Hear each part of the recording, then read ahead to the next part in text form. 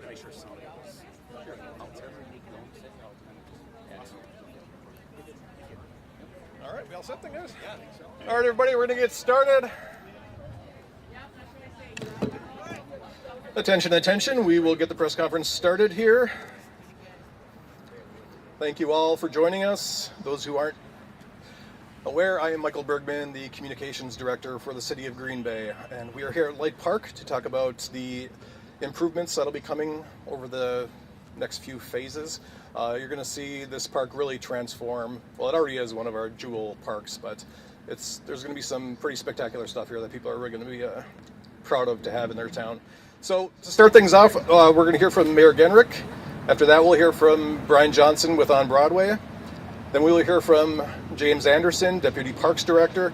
And finally, we'll hear from Melissa Profit, who is the Alder for this district. So to kick things off, the Mayor of Green Bay, Eric Genrich. All right. Well, thanks so much, Michael, for the introduction. Thanks to members of the media for gathering. Also wanted to shout out our friends from downtown Green Bay who are here. We also have a big team, obviously, from On Broadway, who is representing Discover Green Bay is here. You're going to be hearing from a couple elected officials, but I also saw that Alder Eck is in the house here somewhere, right here, as well as some great city staff who've been involved in this project. So thanks to everyone for gathering for this. This is an exciting announcement for us. It's been talked about for some time, both at city committees and our city council in the community, just about sort of what our plans are here for Leicht Park.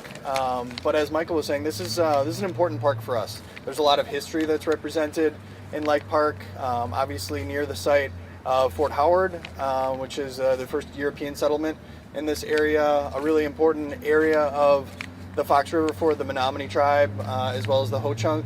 And so it's an important part of our city's heritage here. And I think we're really bringing it to that next phase with some of the improvements that are scheduled to kick off here.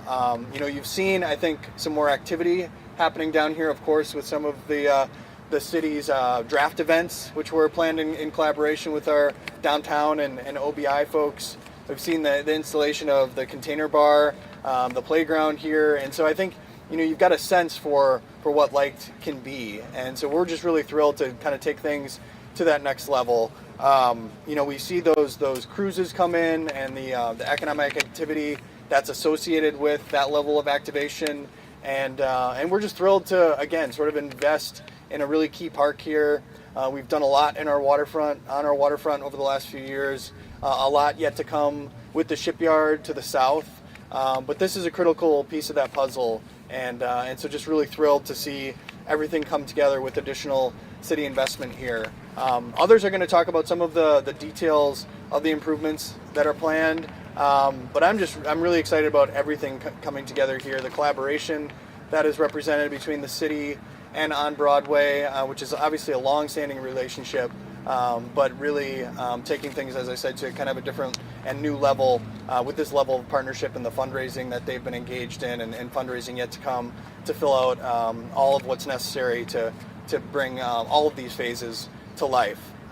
So with that, I'm going to kick things over to President and CEO of On Broadway, Brian Johnson, obviously also our City Council President. He's been a huge partner in this effort, and going to pass the mic over to him. So, Brian.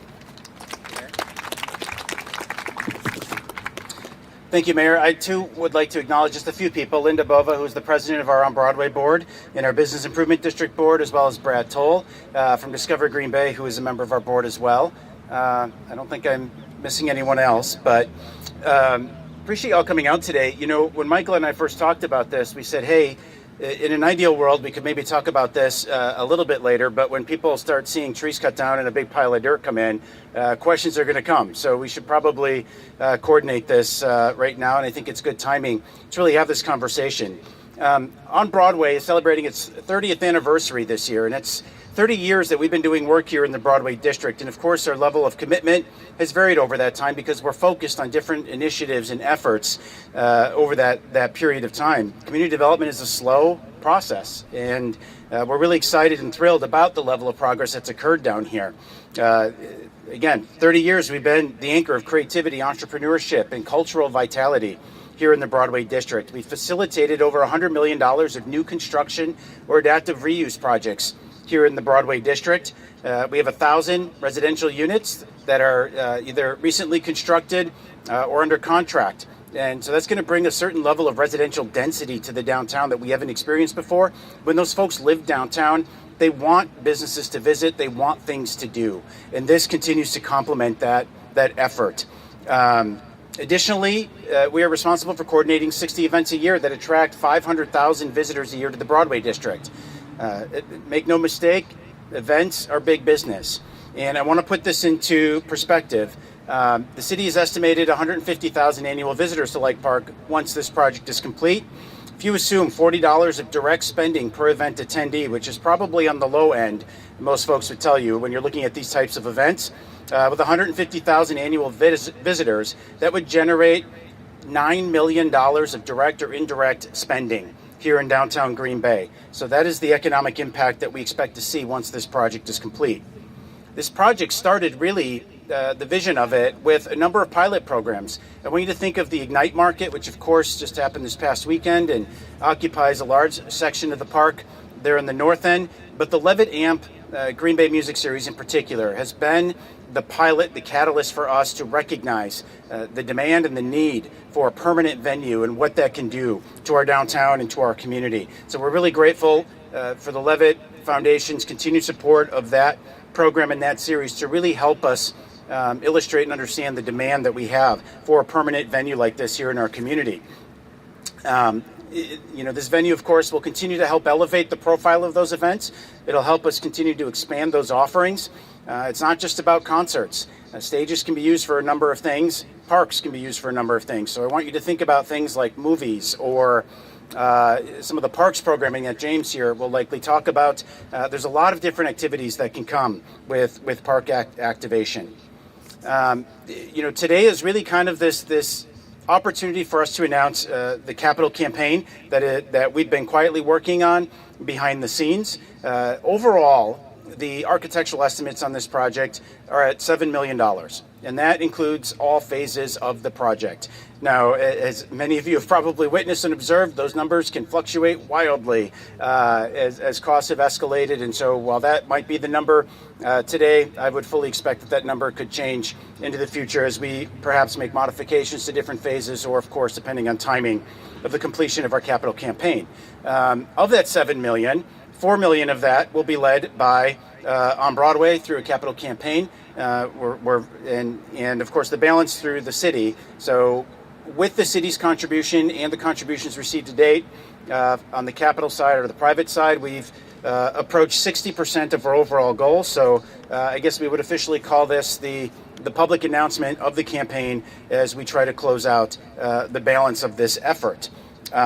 The campaign will fund the third and final phase of the project, and that's really going to include the stage and some other site improvements, again, that James will illustrate. But that is partly why this project is broken up, and it's broken up because the city's contribution to this project is really through a TID closure. And that TID closure provided the funding that allowed us to really step up and do this project, and because of the timing of when that funding needs to be expensed, we had to break this project up into phases, which I think is going to be a really good and positive thing for us, largely in part, and I think this needs, I'll say it once, but I'll probably repeat it multiple times. City levy dollars are not being used for this, and that means property taxes are not being impacted. This is through private philanthropy and through a closing TID and deployment of those TID surplus funds in alignment with the TID plan. Really started as a humble restroom proposal here in the park. That was the original idea, and it was something that was needed and desired down here for the events that occurred. But what really started as that humble proposal evolved, I think, into a really wonderful facility that is going to continue to serve our community for decades to come. This vision, if you will, of a stage at Leicht Park has been one that's been talked about for several decades now.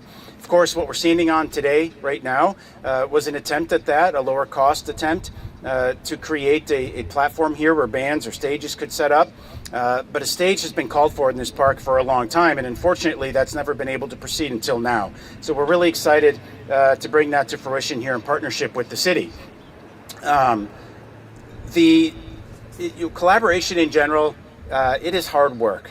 It is really hard work, and yet it is an incredibly rewarding experience. And the Parks Department, rightfully so, they want to build attractive parks, and they're committed to developing and creating attractive parks, as they've done throughout our entire community for many generations. On Broadway, by contrast, our focus was more about an event venue. And how do you create a space where you can coordinate and execute high quality events? And sometimes those two objectives are in conflict with each other. And so I think because of the collaboration, we were able to not only elevate a higher quality product here, but we're also able, by working together, deliver a design that we feel is much better than if either one of us had independently gone at it alone. And this site will continue to serve our community in a much better fashion once it is complete. I want to also acknowledge that in addition to the Parks Department, that there are other partners who are involved here. On Broadway, had a team of industry experts that helped with this, including Brad from Discover Green Bay, Ken Wachter, who's the former CEO of PMI, who is on our board of directors, Ryan Martin with UWGB, and Tommy Everman, who runs Gather on Broadway. There were a lot of folks that really weighed in. We had experts on stages and sound and equipment. And then, of course, again, the different city departments. We've talked about parks, but Public Works has also had a very meaningful and important role in this process to help us understand site conditions. A couple things that we've talked along the way that are important for folks to understand and clarify. This is not meant to be a large venue. The total capacity for this will be anywhere from 1,000 to 1,500, depending on standing versus seating. The large venue opportunities will continue to occur at the shipyard as was designed. And those are the types of events that you only host a couple times a year. So it makes more sense to have a larger space where you bring in portable equipment for that use. This stage is meant for more regular programming. And as a result, you want a smaller, more intimate venue. But there's something that really drives that even more so, and that is the space that we're working with.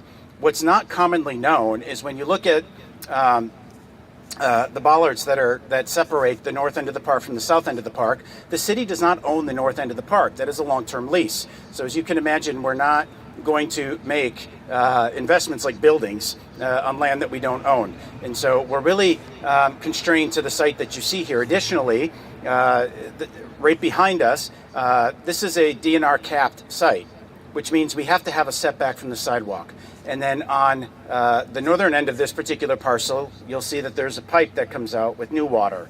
And that has a 10-foot setback, no build easement.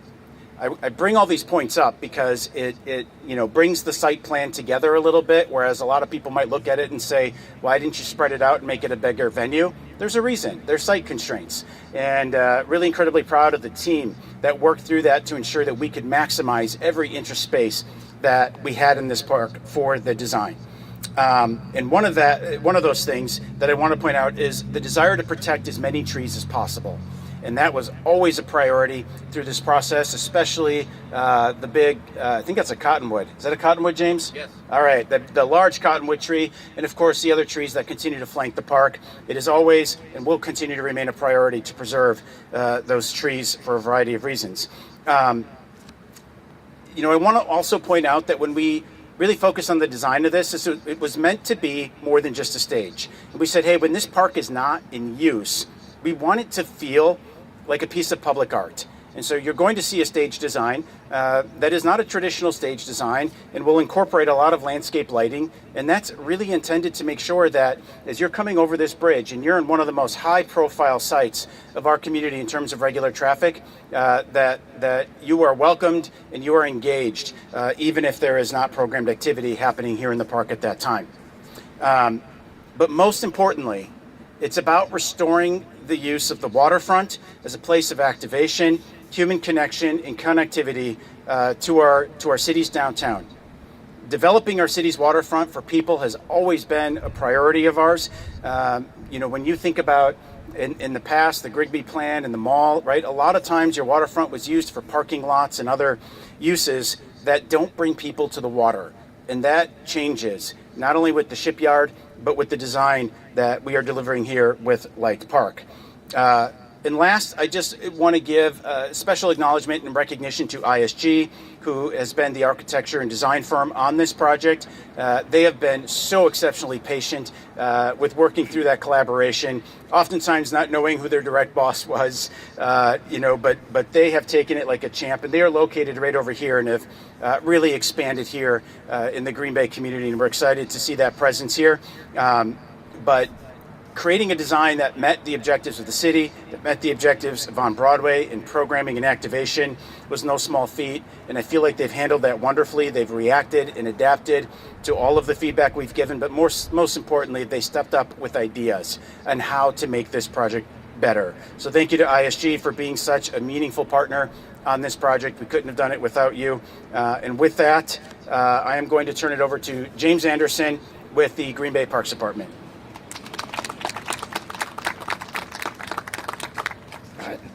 Thanks, Brian.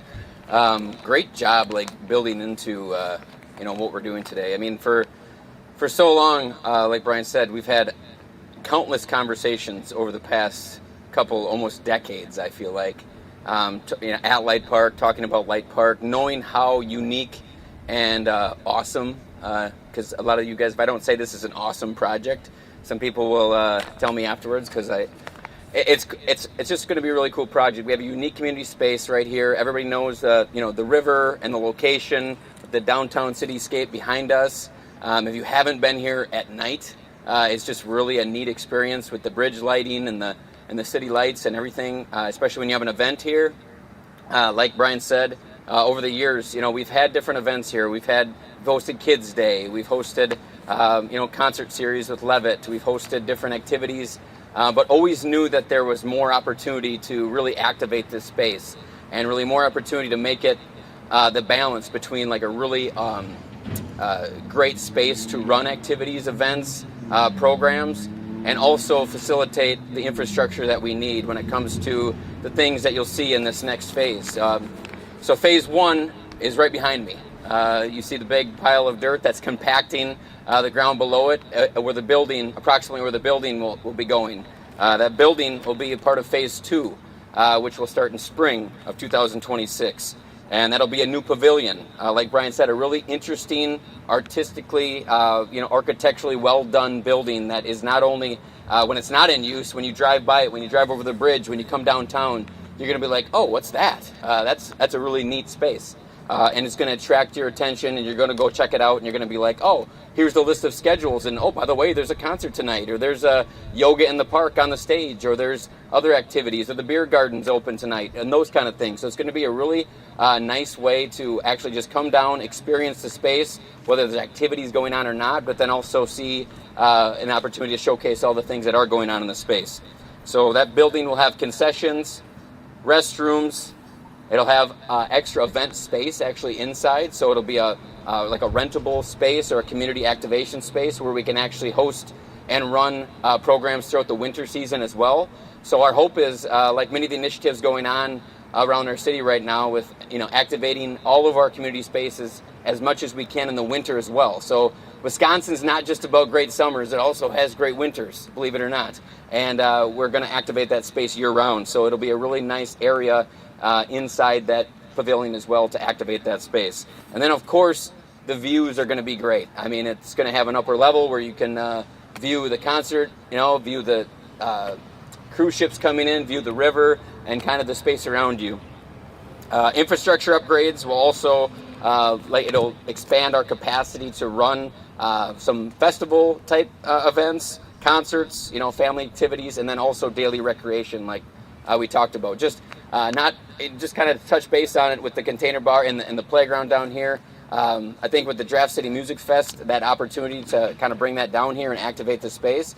But then on a daily basis, we've seen so many more people visit Leicht Park, playing on the playground, coming down to experience kind of some of these things. And with this additional, this project, it's just really going to be neat how it activates this space, and people will come down here on a daily basis and just whether it's bring their lunch and enjoy or a picnic or enjoy their family time, but also experience the events that it has. So Parks Department, like they kind of alluded to, we always believe that activating these spaces is vital for a healthy, vibrant quality of life of your community. And it's such a neat part, an awesome thing to be a part of right now, because we're doing this at Leicht Park. We have the shipyard project, as Brian said, down the road next year. That's going to be groundbreaking on that, and it's going to go underway. A great complement to this space, because this space, like Brian said, will be more for that 1,000, 1,500 kind of area, and that space will be more up to maybe 5,000 or even 7,500 people for an event space to do bring in like a major concert or a festival or those type of activities, as well as daily activities. But these spaces connect people, they connect neighborhoods, they connect partners and private and public partners. It supports health and wellness is a big initiative that the Parks Department has, of course, like a lot of our partners and people in Green Bay have really embraced, and we know that that's a huge part of why people come to communities and stay in communities, and also, honestly, why people are happy, right? If you're feeling healthy, you're feeling good, you're feeling happy, you're out and you're connecting with people, and you're doing your job better, and you're just coming out, and everything just goes, it works better. So healthy communities, like Brian said, we're really focused on kind of high quality facilities. So it's not just we have a lot of parks in Green Bay, actually. Per capita, we are so grateful that we have as many parks and many different uses as possible. But we're trying to change the mindset of not every park has to be exactly the same, and you can experience different things in different parks. And this park will have a different experience, a different feeling, kind of that higher level kind of touches on, like Brian said, landscaping and the way the walks are built, and the plaza spaces and the lights, and just that indoor-outdoor ability to use both spaces. Just a really unique opportunity down here to experience it just coming down, and visually it'll be appealing, but also it'll be very functional when it comes to running events and activities and programs. So kind of the best of both worlds. We want to make sure families feel very friendly coming, or feel very safe, and it's very nice for families to come down here. And of course, always a big objective of ours is to have inclusion, and everybody from every walk of life feel very welcome to come down here and experience what Leicht Park and our city has to offer. And then I love talking about memorable experiences, because that's probably why I'm in the profession I'm in. Is my most memorable experiences were in parks and in baseball fields, and coming down to the walk, and having a date with my wife, and maybe sneaking in a kiss behind the whatever it is. And that's the kind of stuff that No bleachers here, James. Yeah. Okay. She's not listening, believe it or not. So the collaborative investment, though, and this is a key area for us. I kind of look at it as almost like now the triangle of opportunity. We have Leicht Park, we have City Deck across, and we have Shipyard. And just a quick note, I heard that the triangle is the strongest shape in nature, believe it or not. So I'm going with some kind of marketing for that triangle down the road here.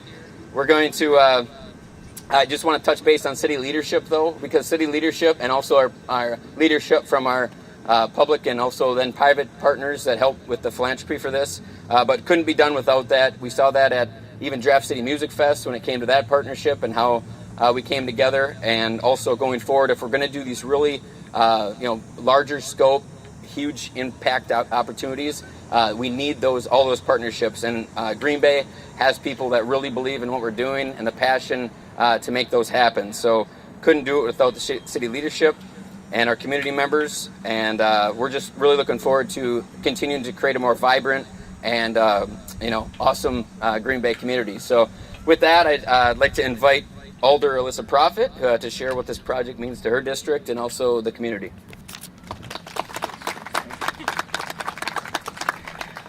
So I have the pleasure of going last, and I think the three before me have pretty much covered everything. But yeah, my name's Alyssa Profit. I have the really, the gratitude in my heart to be able to represent this district. It's a very vibrant district already, but in terms of development, there's a lot that we're going to see happen. I mean, we've talked about this riverfront here, but particularly for Leicht Park, I just want to start by extending my gratitude to city staff, to On Broadway for their all the work that they are going to do to make this come to life. They talked about their phase 3 fundraising, so it's going to take money to get this across that last line, right? So I really want to extend my gratitude there. And then anyone who knows me knows I'm a mom of 2 really young kids. So in terms of parks, we've seen nearly everyone the city has to offer. But parks are more than just for families with young kids, right? And that, I think, Leicht is a glowing example of that. Parks are for everyone. It's more than just playground equipment. And this is really going to capitalize on that. My family just this year have been able to partake in the Draft City Music Fest, the Levitt Amp Music, which was 3 summers long, just ended. It was a glorious display of what free and accessible programming in this park can create. So very appreciative of that. But the Kiddie Carnival, I mean, there's so many events that are happening in this park, and we will be grateful for those free and accessible events. I know my family is noticing our checkbook tightening, and everyone is, so that is why it's key to invest now in the infrastructure and our parks to make sure we continually have this programming that's accessible for everyone in our community when times are getting a little tighter, not easier. So with that, I'll just toss it back to Michael if anyone has any questions for anyone.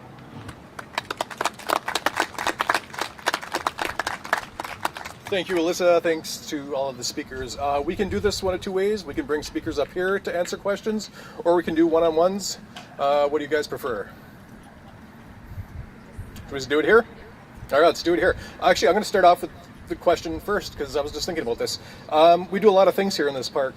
4th of July, that kind of thing. How will these projects, are they going to be affected by the other things that we're doing in the park, or will construction be able to continue? James? Well, I mean, we touched base, so phase 1, like we said, right behind us, activities and different things can continue in the park going forward. We might be sledding down that hill. I shouldn't say that in public maybe, but in the winter. But no, this area in this park will be able to continue to be programmed throughout phase 1. Phase 2 will be a little bit different. We will have a construction zone, of course. We're hoping that we can still keep the playground and container bar open during that phase, but we don't have details exactly how big that construction footprint will be quite yet. But we're hoping to be able to still activate kind of from the playground, container bar north of the park. So we're still looking to do some different programming activities and events even next year during construction. And then, phase 3 will kind of change once the fundraising goal is accomplished and we start phase 3 with the stage and everything. The container bar, the playground will be moved to another location. And then we'll still be able to activate the north side of the park for different events, kind of as Leicht Park has always been, where it's been, bring whatever you need infrastructure-wise into the park, besides some electricity and that kind of stuff. So once again, the main reason we're doing this is because we want to build that infrastructure now to host events without having to bring it all in. So did that answer your question in general? I don't think so. I just want to make sure we can still do fireworks. Yeah, well, we're meeting with Brian and his crew next Tuesday to talk about all that next year and just see exactly how we can still facilitate a lot of these great activities, and to figure out if we do need to shift anything or move anything, then we'll plan accordingly. All right. Jonathan, a question for you. For historical context, if anyone can answer this, I guess, where was the warehouse, the paper warehouse that burned down? Was that on the north side of the property? And is that north side of the property still considered part of Leicht Park, even though it's on a long-term lease? I can comment on the north side of the property is still part of the long-term lease. The building and where it was burned down, I don't have much info on that. I don't know if anybody else does. I did hear a story about a kid that was part of that, but I mean, that's a whole... So to give context, I believe the building was located in this section here. Graymont is who continues to own the land to the north, and because they don't have an immediate need for that land, that's why we do it's a 10-year lease. So we'll continue to try to obviously preserve that for as long as we can. It's a good complement to what we do here at the park. Other event program really goes unaffected. To Michael's point, like we might have to shift or relocate some of it. But the other thing. So how did this park get its name? So this was obviously owned by the Leicht family, and the Leicht family donated this piece of land to the city, and that's how they earned the name. we did contemplate when going through the capital campaign. As you can imagine, when you're running a capital campaign, naming rights is one of the things you oftentimes pursue. But we felt it was incredibly important to continue to preserve and honor the legacy of the Leicht family. So the park will retain that name, and naming rights will be preserved for other pieces of the project. Just for clarification, because you mentioned, so phase 1 is that, phase 2 is what's the building that will go on there, and then you said phase 3 is going to be the stage. The stage is not part of that. Where will that? Can you? I guess what's the layout? And I understand we're going to get some sort of renderings. Yeah, and Brooke has some folders that she can hand out. Keep in mind, this is not the most recent rendering that is in the folder. We can certainly get that to you if you don't have it already. The thing with the dirt is it needs to settle, and it's estimated to be about 6 months to get to. I'm not an engineer, to get to the compact rate that it needs to be able to construct on. So that's why phase 1 has to start now, and then they'll test it, and once it reaches the level it needs, then phase 2 can be initiated. The TID funding that's being used for this project has to be expensed by the end of next year. So that's why the timing is the way that it is, and so that building will be, as James mentioned, likely constructed in spring of 26, just because breaking ground in winter would probably be pretty challenging. So that building would be completed, and then the stage, waterfront stairs, other site conditions, landscaping, stormwater retention will be a part of phase 3, and then that will be completed as soon as all sources are secured through the private campaign. Did you say how much TID funding is being used? The exact number to be determined, but $3 million is the number that's held. Exact number to be determined, because you never know how it's going to perform until it's done. I know it's starting construction of this building in the spring. I mean, will it be done by summer, or is it? I mean, what's the timeline for? So I'm going to make a little bit of a public commitment. We have the big Notre Dame Wisconsin game that's coming into town in September of 26. It's really my goal to have this ready in time, the pavilion ready in time for that large scale event, because we know, based on our experience back with the LSU game and UW several years ago, people are really interested in checking out all of downtown, all of the community, including downtown. We really want to put our best foot forward and have this facility ready for that large scale event. So that's the goal for the pavilion itself. Obviously, the additional phasing with the stage and things will come after that, but it's really our hope that this is going to be ready in time for the UW Notre Dame game. And then just one correction to Alder Johnson's vision and sort of how it all came together. I think it's fair to say that the Parks Department really wanted to have bathrooms here to supplement all the programming. When it came to my desk, I was like, we need a beer garden. That is a necessity that we must have in the city of Green Bay on our waterfront. And then obviously, when we started working on Broadway and the city council, that's when the vision got further articulated. But I'm staking my claim to the beer garden. You got it. Yeah. Is that part of the plan? Yeah, I mean that's really that's part of the plan for the pavilion itself, right? Is to have that indoor space that James was talking about, but as importantly, really the sort of the patio that expands beyond the footprint of the building itself. It will be a great place to view a concert, just to hang out with friends and family, to access the waterfront. There's another cool sort of waterfront feature to allow for better access to the river itself. But yes, it will serve for that purpose as well. Any other questions? No further details on the actual construction of the pavilion besides the start of this. Correct. Yeah, I mean the construction is going to start as quickly as possible once the site is stable enough for construction. So I think there was some hope that we might be able to get that work started towards the end of this year. I think in all likelihood it's probably going to start early spring next year, but it also sort of depends on what the winter looks like, what the spring looks like, things like that. Brian, I asked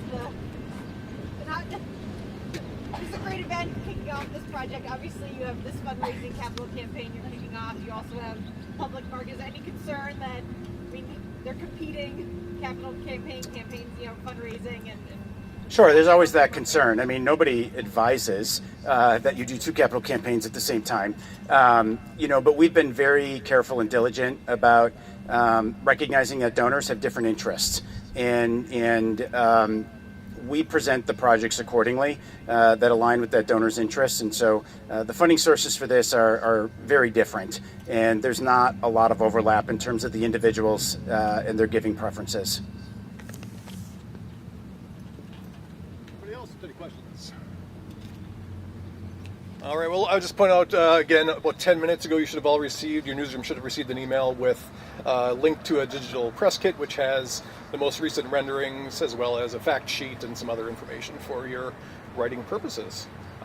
So with that, thank you all very much for being here.